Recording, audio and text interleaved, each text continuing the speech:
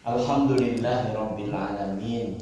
Shalatu wassalamu ala asyrafil anbiya wal mursalin Sayyidina wa maulana Muhammadin wa ala alihi wa sahbihi ajma'in. Alhamdulillah, jamaah subuh yang Allah muliakan. Kita bersyukur pada Allah Subhanahu wa ta'ala. Allah berkenan mempertemukan kita, mengumpulkan kita dalam aktivitas yang penuh dengan kebaikan. Salat subuh berjamaah. Mudah-mudahan bisa kita jaga sampai akhir hayat kita. Dan saya melanjutkan materi sebelumnya tentang zikrullah.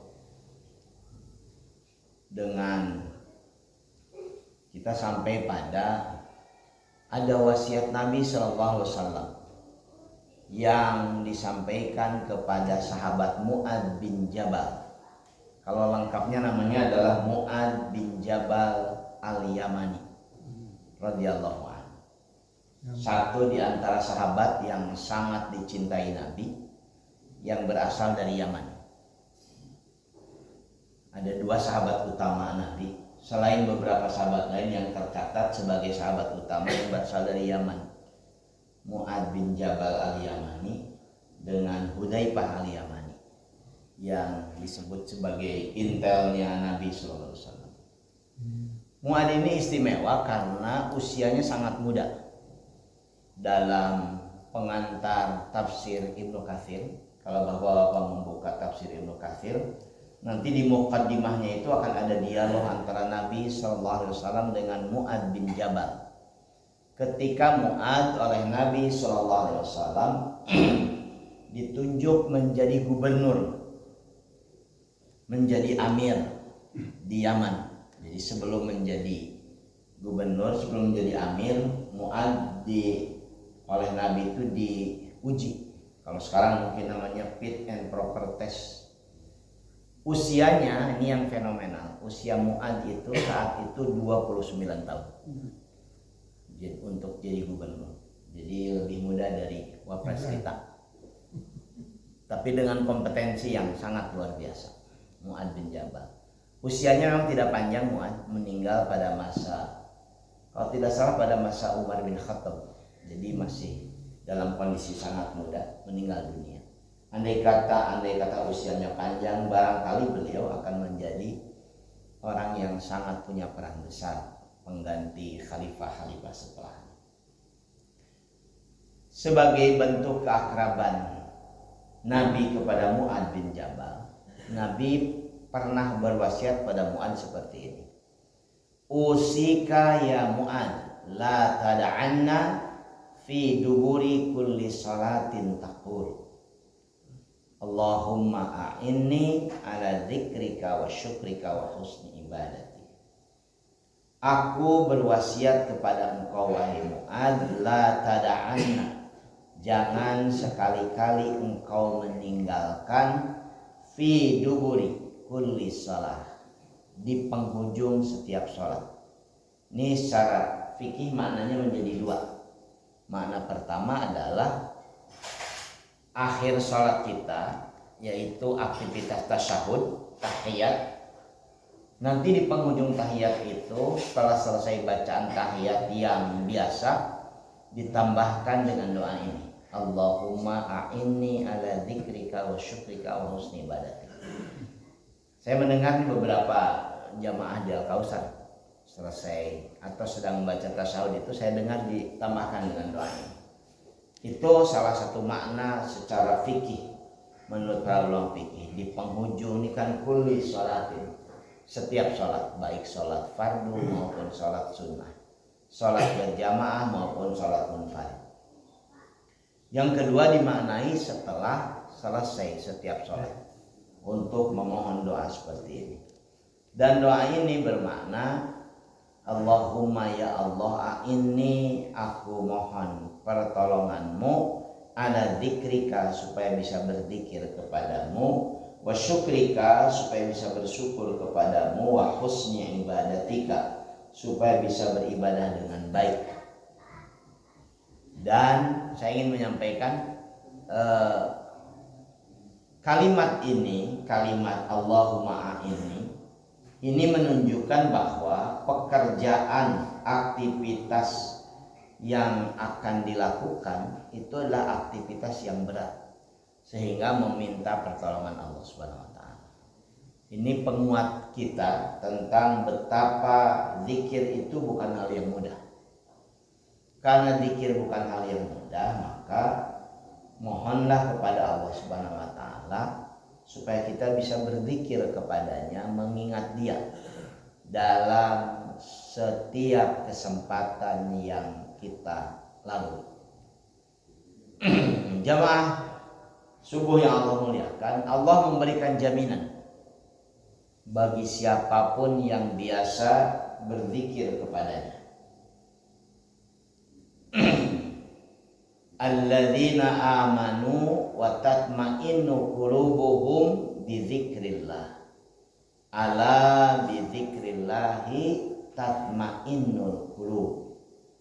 Orang-orang yang beriman itu hati mereka menjadi tentram, menjadi tenang, menjadi damai dengan zikrullah.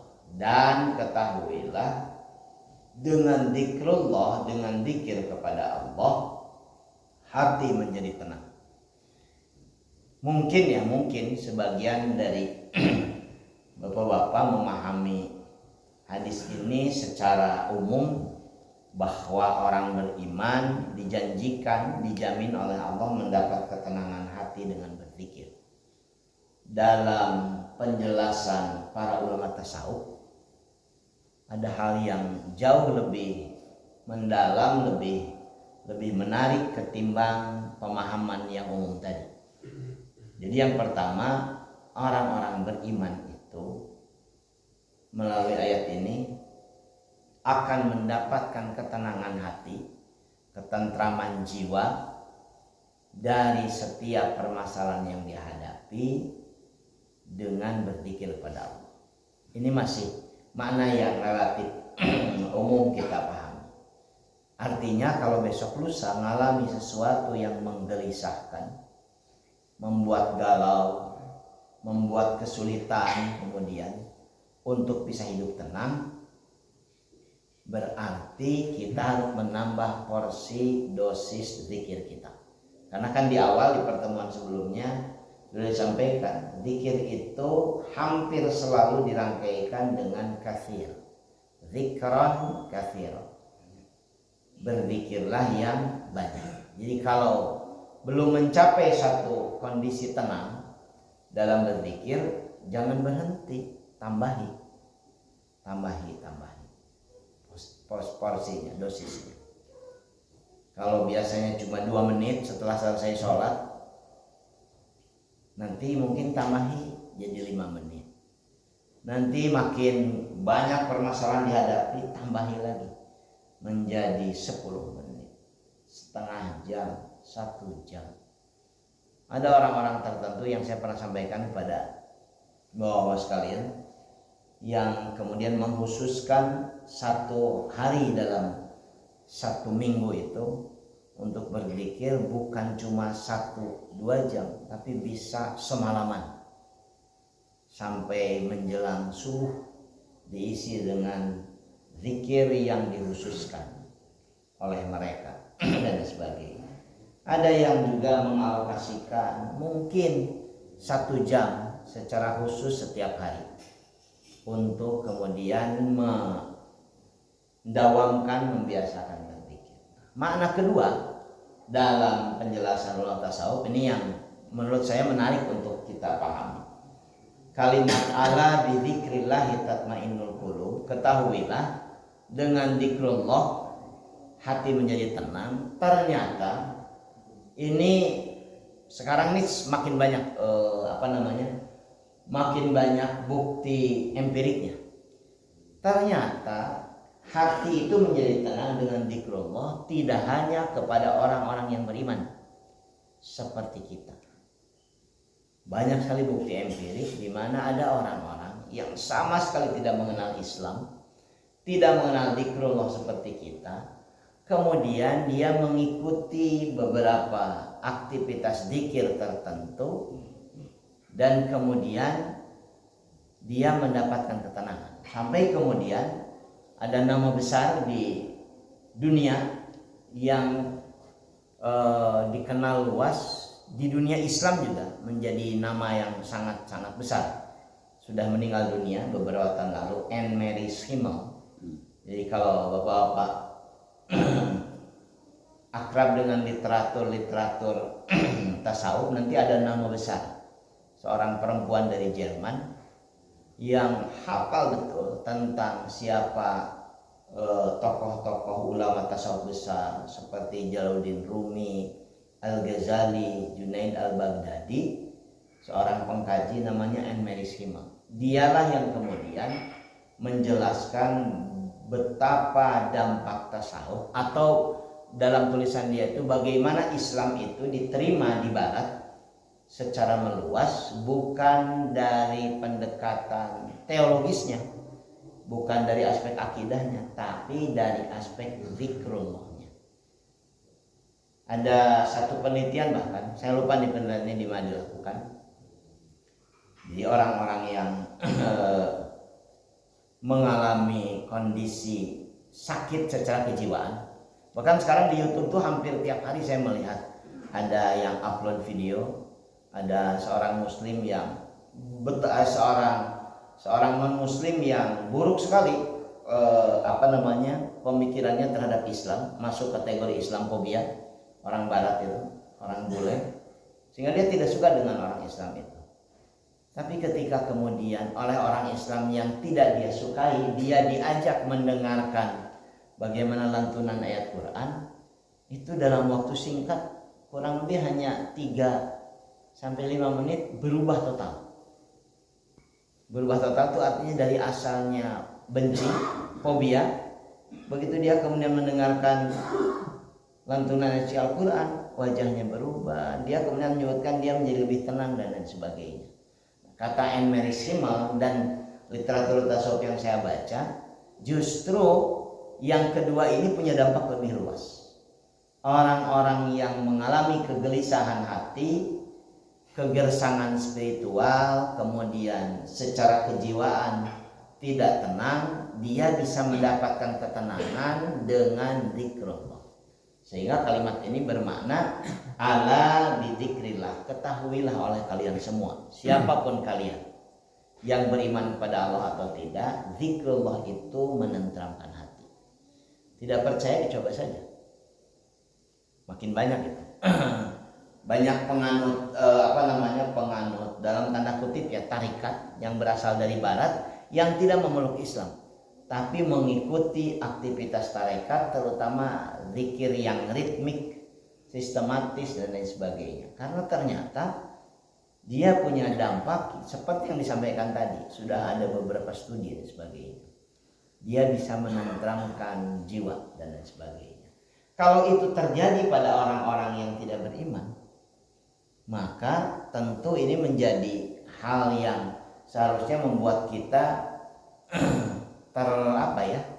tertampar mungkin ya. Banyak orang beriman itu bisa tenang berzikir gitu. Karena ada orang yang ungkapannya gitu, secara langsung, abdi mah tenang Ustaz mun gaduh artos mah. Banyak kan yang memahami begitu. Jadi kalau nggak punya duit tidak tenang, kalau punya duit tenang. Ini kan keliru besar ini. Walaupun mungkin main-main, ini keliru besar. Latih saja. Karena seperti ini yang disampaikan, maka saya menyampaikan ada zikir sederhana yang sangat ringan.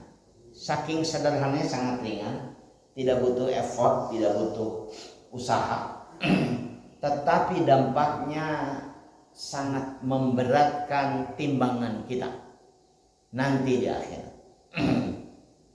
Abu Hurairah radhiyallahu an berkata bahwa Rasulullah sallallahu alaihi wasallam bersabda, Nabi memulai dengan kalimat yang indah, kalimatani khafifatani 'alal lisan, thaqilatani fil mizan, habibatani ilar rahman. Kalimatani, dua kalimat. Khafifatani, keduanya sangat ringan diucapkan. thaqilatani fil mizan, sangat memberatkan timbangan. Habibatani ilal rahman, sangat dicintai kedua kalimat itu oleh Tuhan yang Maha Penyayang. Apa kalimat itu? Subhanallah wa bihamdihi subhanallahil azim. Ini hadisnya sahih. Karena demikian besar informasi dari hadis ini, saya secara pribadi menganjurkan, bahkan mewajibkan pada santri saya di sana paling tidak maca sapoe 100 kali. Wah, aktivitas saya isuk-isuk heula dan sebagainya. Paling tidak 100 kali subhanallah wa bihamdihi subhanallahil azim. Dan ini punya makna luar biasa. Subhanallah wa bihamdihi, maha suci Allah dengan segala pujian yang pantas baginya. Subhanallahil azim, maha suci Allah yang maha agung. Jadi setiap kita mengucapkan itu, setiap itu pula Allah menyayangi kita seperti yang kita inginkan kepadanya. Ini kan kadang-kadang jarang dipahami seperti semendalam ini karena saking biasanya dikir ini. Saya termasuk yang berkali-kali misalkan ikut aktivitas tahlilan. Salah satu rangkaian doa dalam tahlilan itu adalah zikir seperti ini. Subhanallah wa bihamdi subhanallahil azim. Sempat saya menelusuri Pak, dari mana sebetulnya kalimat-kalimat tahlilan itu berasal, disusun, sehingga kalau Bapak-bapak pernah mengikuti tahlilan di banyak tempat, itu kan ketemu hal yang sama, mengkerucut. Baca Yasin, kemudian baca Al-Ikhlas, Al-Falaq, An-Nas, ayat kursi, kemudian baca tahlil sehingga disebut dengan tahlilan. Membaca la ilaha illallah sekian puluh kali, dan kemudian membaca tasbih yang dituliskan ini, kemudian juga membaca salawat Nabi di semua tempat.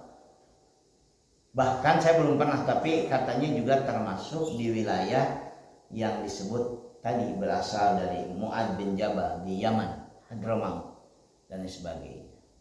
Ternyata beberapa komunitas Islam yang lain juga yang bukan Ahlus Sunnah juga melakukan hal yang sama, aktivitas. Saya memahaminya sebagai kumpulan dari kalimat-kalimat zikrullah yang kemudian disistematisasikan, yang targetnya tadi sebetulnya dua.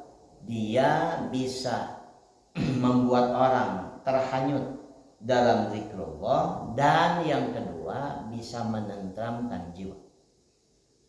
Karena itu ketika dipahami dalam konteks seperti yang saya sampaikan ini, kita bisa mengerti kalau ternyata itu digunakan dalam kondisi orang sedang berduka karena kehilangan anggota keluarga.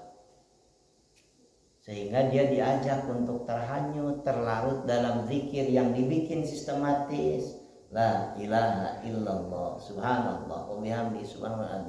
Karena sudah terbukti. Saya ingin menyebutkan pada Bapak, nanti boleh sembarang misalkan browsing saja. Sudah banyak paper tentang zikir itu ternyata bisa menenteramkan hati. Termasuk yang disampaikan Anne Mary Simmel tadi, bahwa banyak sekali penganut dalam tanda kutip tarikat di barat itu karena memang mereka mengikuti zikir-zikir yang terbukti kepada mereka, terukur scientifically, berhasil menenteramkan ketidaktenangan mereka. Artinya sekali lagi komodika orang-orang beriman. Karena itu kalau kemudian ada pertanyaan, saya kok sudah zikir tapi tidak dapat ketenangan saja, barangkali ada porsi yang sangat sedikit. Sakit kepala akut itu ya, tapi minum obat sakit kepala misalkan. Minumlah obat sakit kepala supaya kemudian terasa. Atau sakit kepala misalkan khusus migrain, ya minum obatnya yang migrain gitu supaya khusus. Demikian juga zikir, dosisnya ditambah, porsinya ditambah, kadarnya ditambah, sehingga dampaknya kemudian terasa. Karena diasosiasikan sebagai obat, apa mungkin ada orang yang zikir itu overdosis? Mungkin juga. dia menjadi demikian obsesif dengan zikir itu, sehingga di banyak tempat, di banyak kesempatan yang dia lakukan cuma zikir, bahkan kadang-kadang demonstratif. Ada kan beberapa kawan-kawan yang bisa demikian keras gitu zikirnya, sehingga orang di sekitarnya merasa terganggu. Saya pernah diminta salah satu pengurus masjid di satu masjid di wilayah Ujung Berung. Jadi saya diminta ngisi di sana, dan sebelum ngisi diberi pesan sponsor oleh pengurusnya. Ustadz punten dibahas tentang zikir supaya kemudian nanti kami mendapatkan pengetahuan bahwa zikir itu jangan mengganggu orang lain. Saya paham tuh yang ditanyakan itu. Jadi ya saya jelaskan zikir itu menenteramkan hati dan sebagainya. Saya juga menjelaskan bahwa zikir itu sangat personal antara kita dengan Allah Subhanahu wa taala dan lain sebagainya. Sehingga ikhtiarkan jangan sampai zikir-zikir kita itu tadi seperti pesanannya pengurus masjid kepada saya, jangan mengganggu orang sekitar kita. Luar biasanya ketika tanya jawab, saya ditanya begini, oleh yang ahli zikir itu, yang dianggap oleh pengurus masjid mengganggu. Dia kemudian menyebutkan, Ustadz, saya ini diajarkan zikir sudah puluhan tahun, dan alhamdulillah terasa dampaknya, hidup lebih tenang dan sebagainya. Dan karena dalam setiap aktivitas saya ingin zikir saya tidak terganggu dengan yang lain-lain, maka saya mengeraskan zikir saya supaya yang lain-lain itu tidak terdengar dengan jelas. Jadi menurut saya luar biasa. Yang lain menyebutkan itu zikir lang ganggu, yang bersangkutan justru mesti kaganggu ku batur. Suara musik yang keras dia kalahkan dengan suara zikir yang lebih keras. Suara orang yang mungkin ngobrol di sekitarnya dia kalahkan dengan suara zikirnya yang lebih keras. Dan ya kalau sudah seperti itu kan tidak bisa dipertemukan, karena ternyata ada sudut pandang yang berbeda. Tapi yang jelas yang ingin saya sampaikan kepada bapak sekalian, kalau memungkinkan dalam menghadapi hidup kita yang penuh dengan ketidakpastian ini, upayakan bapak-bapak memiliki aktivitas zikir tertentu yang dirasakan bahwa itu memberikan dampak, menenteramkan, meyakinkan. Saya sengaja ditampilkan ini karena ini jadi zikir yang saya wajibkan pada santri. Kudu dengan sayyidul istighfar. Pokoknya sapoe kudu 100 menyak dan sebagainya. Ulah elehku maca WA bisa ratusan WA dibaca tuh. Bahkan satu aktivitas buka WA itu bisa setengah jam hanya untuk Pak. Makanya elehku zikir dengan 1 menit dan sebagainya. Coba Anda kali-kali perhatikan fenomena Jumatan. Kalau saya jadi khatib kan nampak jelas. Begitu assalamualaikum, selesai kita salam. Mayoritas itu kemudian bangkit, segera kemudian keluar. Seolah-olah ada aktivitas segera yang harus dilakukan setelah selesai sholat Jumat. Coba perhatikan kali-kali apa yang dilakukan. Ngadon gogoleran, misalkan ngadon ngobrol, ngadon ngarokok, ngadon dan sebagainya. Luangkanlah 1, 2, 3 menit setelah selesai salat itu, seperti tadi riwayat pada Mu'ad, sekedar untuk connecting lebih intens pada Allah Subhanahu wa taala. Saya lanjutkan dengan penjelasan yang lain. Dari berbagai aktivitas zikir tadi, jamaah subuh yang Allah muliakan, ada aktivitas yang sangat dicintai Allah. Dan seorang sahabat bertanya pada Nabi, "Ya Rasulullah, siapa yang paling dicintai Allah? Dan aktivitas apa yang paling dicintai oleh Allah Subhanahu wa taala?" Supaya jadi panduan kita ketika kita berharap memiliki kedekatan pada Allah, Allah dekat kepada kita, ya pahami panduannya dari Nabi sallallahu alaihi wasallam. Kata Nabi sallallahu alaihi wasallam, ahabbun nasi ilallahi ta'ala anfa'uhum linnas. Yang paling dicintai oleh Allah Ta'ala adalah orang yang paling banyak memberi manfaat kepada sesamanya. wa habbul a'mal ilallahi azza wa jalla, dan aktivitas yang paling dicintai oleh Allah azza wa jalla, sururun yudkhiluhu ala muslim au yaksifu anhu kurbah au yaqdi anhu dainan au yatrudu anhu ju'an wali an amsi ma'akhi fi hajatin ahabu ilayya min an a'takifa fi hadal masjid, yakni Masjid Nabawi, Masjidul Madinah syahran, wa man kaffa ghadabahu satarallahu auratahu, wa man kadhama ghaidahu walau sya'a ayyudiyahu amdahu mala Allahu qalbah raja'an yaumal qiyamah, wa man masa ma'a akhihi fi hajatin hatta tattahiya lahu asbatallahu qadamahu yauma tazulul aqdam. Kata Nabi sallallahu alaihi wasallam, Allah Subhanahu wa taala menyampaikan kepadanya, amalan yang paling dicintai oleh Allah adalah memasukkan kegembiraan ke dalam hati orang beriman, atau engkau menghilangkan salah satu kesulitannya, atau engkau membayarkan hutangnya, atau engkau hilangkan kelaparannya, dan aku berjalan bersama saudaraku memenuhi kebutuhannya, lebih kucintai, kata Nabi, daripada aku itikaf di masjidku selama sebulan lamanya. Dan siapapun yang menahan marahnya karena Allah, maka Allah tutup auratnya. Siapapun yang menahan amarahnya padahal ia bisa melampiaskannya, Allah akan penuhi hatinya dengan keridhaan di hari akhir nanti. Dan siapapun yang berjalan bersama saudaranya sampai ia memenuhi kebutuhannya, Allah akan kokohkan kedua kakinya di hari ketika banyak kaki terpeleset ke neraka.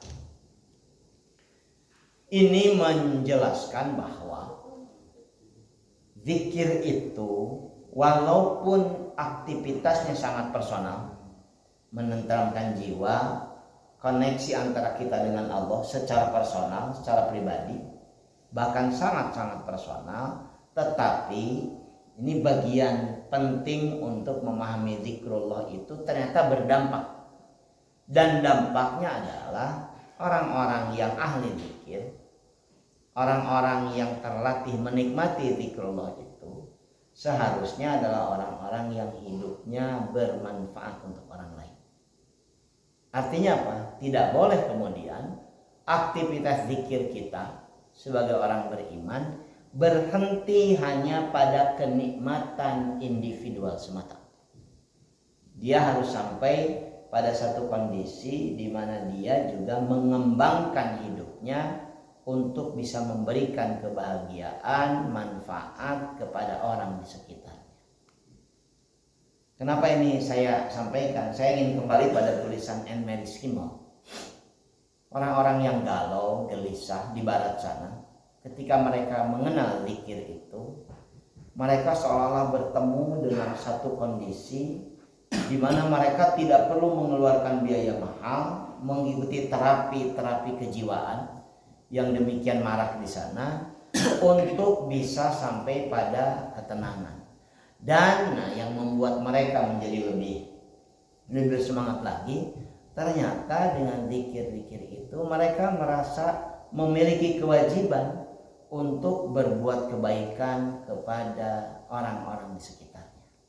Jadi papernya menyebutkan demikian, orang-orang yang menikmati zikir di barat sana, jadi dalam tanda kutip tadi penganut tariqah itu, ternyata mereka bisa terinspirasi melakukan aktivitas-aktivitas kebaikan kepada sesamanya yang selama ini dilakukan oleh mereka hanya atas dasar kemanusiaan semata-mata. Justru dilakukan sekarang dalam tulisan Anne Marie Schimmel, tulisan itu sekitar awal tahun 90-an, justru sekarang dilakukan oleh mereka dengan penuh semangat karena mereka merasa hidup mereka jadi lebih bermanfaat. Ini yang luar biasa. Di kita kan seolah-olah dipahami oleh sebagian kita.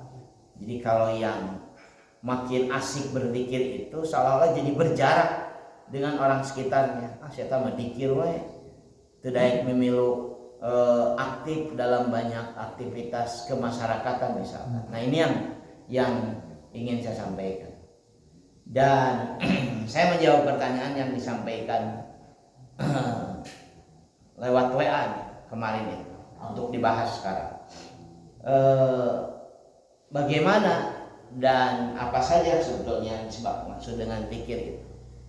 Zikir itu kan ada 3 dari aspek pembagian zikir. Ada zikrul lisan, zikir dengan ucapan subhanallah, alhamdulillah, Allahu akbar, astagfirullah, dan berbagai kalimat-kalimat lainnya, itu zikrul lisan. Kemudian ada zikrul qalbi, zikrul hati. Tidak diucapkan di lisan, tapi kemudian dirasakan masuk ke dalam hati. Mungkin saja tidak ada ucapan-ucapan apapun dalam lisan kita. Karena ada orang-orang bahkan yang oleh Allah ditakdirkan tidak bisa berucap, tapi dia pasti bisa berzikir. Jadi hatinya berzikir, mengingat. Kemarin bahkan saya ditanya kalau nggak salah hari Senin, hari Selasa, oleh seseorang yang diminta menjadi saksi satu pernikahannya besok hari Minggu kalau saya pernikahannya. Yang menikah itu laki-laki yang tidak bisa bicara, bisu. Sementara calon istrinya bisa ngomong sebagainya.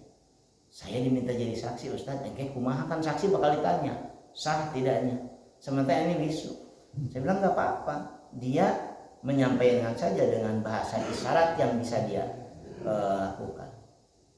Tapi kan abdi ngerti, bukan masalah ngerti, dipahami saja bahwa itu adalah ungkapan. Saya bahkan tunjukkan dalam kitab fikih begitu dan sebagainya. Sudah ada jawabannya, mungkin dia bingung. Ini sedang tunjukkan bahwa yang tidak bisa bicara itu juga bisa berpikir. Dan yang ketiga, zikrul jawari, zikir anggota badan. Lewat pergerakan, lewat kaki, tangan kita, kepala kita, dan lain sebagainya kita bergerak. Kalau kemudian pertanyaannya dilanjutkan, apakah ada aktivitas zikir yang memadukan semua? Zikir hati, zikir lisan, dan zikir anggota badan. Dalam Al-Quran dan dalam hadis Nabi, zikir yang paripurna itu disebut dengan salat. Karena itu kan ada ayat menyebutkan wa aqimis salata li dzikri. Dirikanlah salat li dzikri, untuk zikir kepadaku, untuk perpaduan semua. Sehingga sebagai akhir dari materi ini saya menyebutkan, kalau bapak-bapak kita ingin zikir kita paripurna, lisannya terus berzikir, hatinya juga terus berupaya untuk difokuskan, connecting dengan Tuhan, dan seluruh anggota badan kita juga bisa berzikir, ya perbanyak sholat. Tentu yang dimaksud sholat sunnah, perbanyak sholat, dan lain sebagainya. Itulah yang menyebabkan Nabi Muhammad SAW itu sehari semalam dalam penjelasan istrinya Aisyah radhiyallahu anha melaksanakan sholat itu 50 rakaat. Seperti di awal beliau diperintahkan sholat lewat aktivitas Mi'raj, 50 rakaat. Kita kan cuma 5 rakaat. Kita kan 17 rakaat dan sebagainya dalam 5 waktu. Jadi zikir yang paripurna itu ya sholat, berbanyak sholat. Nanti ditambahi sholat sunnah kita, termasuk dengan sholat sunnah yang barangkali Anda bahkan tidak tahu sholat sunnah naonnya, ya tanya sholat sunnah saja dalam rangka seperti hadiah ayatnya tadi. Ini ayat bukan hadis. Aqimis sholat, dirikan olehmu sholat li dzikri, sebagai sarana engkau zikrullah dan lain sebagainya. Kalau di Al-Kautsar saya belum menemukan, tapi di beberapa masjid saya ketemu kalau hari Jumat itu ada orang yang dari awal dia masuk ke masjid sampai nanti adzan berkumandang, sampai khatib naik mimbar, sholatnya dia begitu selesai salam dia sholat lagi. Banyak sekali, mungkin bisa belasan atau puluhan rakaat. Saya perhatikan. Ada yang kemudian nanyakan, kita sholat naonnya tuluy-tuluy yang teureun-eureun. Kalau ditanyakan secara fikih namanya mungkin tidak selalu bisa dijelaskan. Karena kalau Anda misalkan sholat hajat hanya dikenal di mazhab Syafi'i. Di mazhab yang lain tidak ada sholat hajat. Kalau Anda sering melakukan sholat isyraq di sini, sholat isyraq itu sebenarnya tidak akrab di mazhab Syafi'i Ahlussunnah wal Jamaah. Anda ketemu jalan-jalan ke masjid-masjid pesantren-pesantren yang bermazhab Syafi'i Ahlussunnah wal Jamaah, tidak, hampir jarang ditemukan aktivitas familiar sholat isyraq. Karena sholat isyraq itu lebih akrab dengan mazhab Ahmad bin Hambal.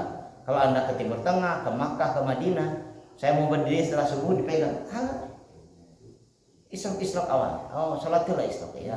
Jadi ini masalah dan sebagainya. Tak sehingga tadi ada banyak aktivitas sholat yang mungkin tidak bisa diberi nama karena tidak tahu namanya. Nah, secara fikih sholat sunnah yang tidak tahu namanya itu disebut dengan sholat mutlak.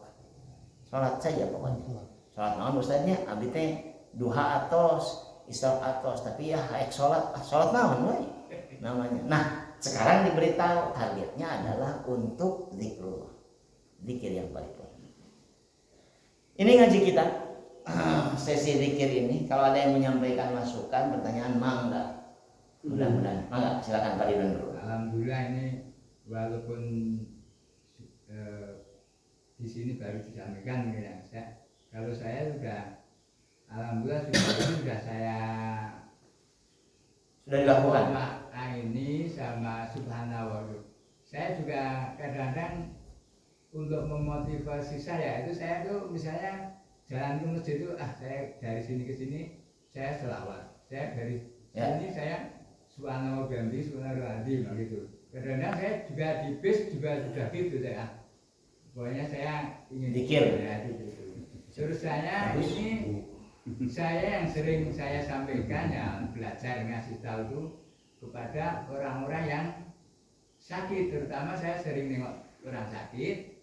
Terus saya ya sekarang kita baca, terutama saya sering menganjurkan satu surat Al-Mulk, karena surat apa? Al-Mulk. Nah, itu kan di situ setahu saya itu kan barang siapa yang membaca surat Mulk tiap malam akan membilas sampai masuk surga. Ya.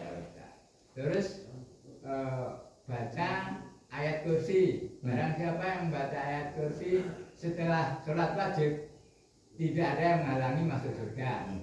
Terus saya sering ngasih ini juga, subhanallah wa bihamdihi subhanallahul azim gitu. Terutama bagi orang-orang yang sudah berbaring sakit itu, saya sering memasukkan ke inilah. Alhamdulillah ya, di sini nyambung lah artinya. Ini berarti apa ya? Komen ya, pernyataan dan sebagainya, bahwa itu sudah dilakukan dan berdampak baik. Baguslah. Saya justru anjurkan gitu. Nanti mah aktivitas kita kayak tadi, naik bis, naik kendaraan. Kalau tidak aktivitas yang lain, bari zikir. Makin macet makin banyak zikir berarti. Bukan makin banyak ambak-ambakan. Ih, macet banyak pakai sebelum pisannya teh. Mending pakai zikir. Sugan kenging 100 kali subhanallah bihamdi subhanallah. Sugan kenging 100 kali Allahumma shalli ala sayyidina Muhammad wa ala sayyidina Muhammad. Karena tadi itu adalah sarana kita melatih untuk makin bisa tentram, tenang dengan zikir. Ada lagi yang menyampaikan, mangga? Ya Pak, monggo. Iya. Jadi kalau disebutkan bahwa dengan zikir itu bisa menenangkan hati. Karena ada saya membaca hadis di Muntahab al-Hadis itu, apabila membaca zikir yang 100 kali tiap pagi dan sore itu akan menghapus dosa walaupun sebanyak buih di laut.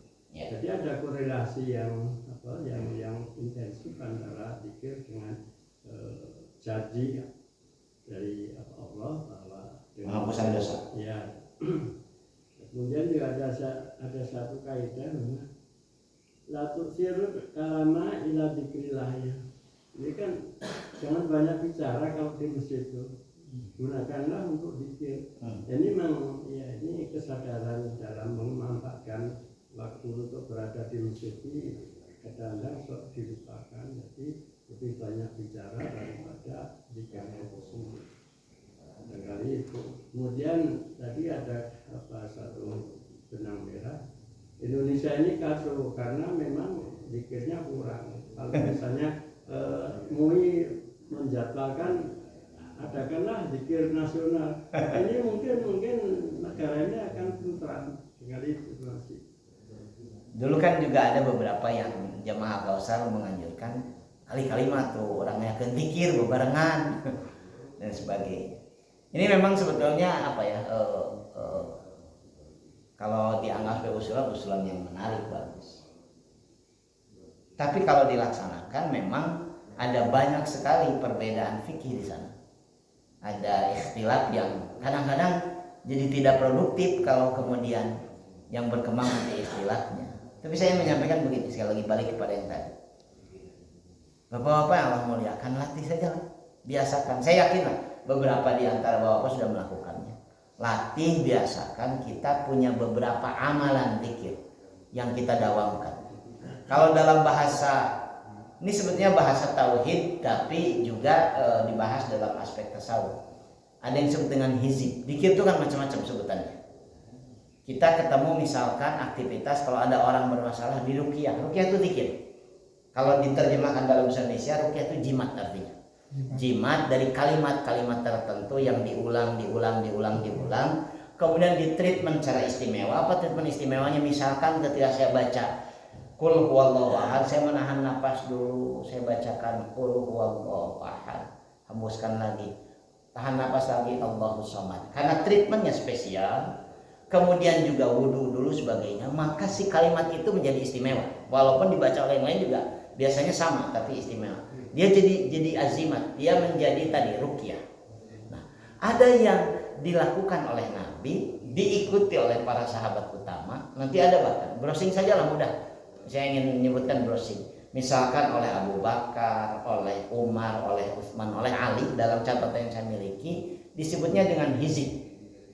Hizib itu maknanya adalah perlindungan. Ada zikir-zikir tertentu yang karena dari sababul wurud, dari sababul nuzulnya jadi sarana Nabi mohon perlindungan, maka itu kemudian dilakukan oleh para sahabat. Misalkan saya pernah pengalaman dulu sekali ketika kuliah, hampir 30 tahun yang lalu, tidak punya ongkos. Kawan saya yang santrinya ini dari Jawa Timur ngajak pulang ke Jogja. Nanti dari Jogja saya pulang ke Bandung, naik bis, nggak punya duit, nah hayu bareng jeung orang wudu dulu. Sepanjang perjalanan saya diminta oleh bersangkutan dengan dia untuk membaca satu ayat tertentu yang bolak-balik dibaca, dan ini yang luar biasa. Itu kondektur itu bolak-balik lewat sama kita, nggak minta ongkos. Jadi saya tidak akan ajarkan pada bapak-bapak bisa dipakai. Air udah hutang baca dan sebagainya. Saking luar biasanya, saya sampai takjub, ya Allah. Cuman kan dosa ngahaja zikir begitu supaya kemudian tidak bayar misalkan naik angkot dan lain sebagainya. Itu sakit dasarnya, karena itu santri serius dia teh menang di puasaan sebagainya baca. Saya ngikutin saja, tenang masuk turun dengan hati yang ternyata beneran tuh luar biasa. Dan saya pernah sampaikan pada seseorang yang mengalami hal yang rada mengkhawatirkan baca zikir itu. Alhamdulillah Ustaz sebaik. Nah, zikir-zikir seperti itu disebut dengan hizib.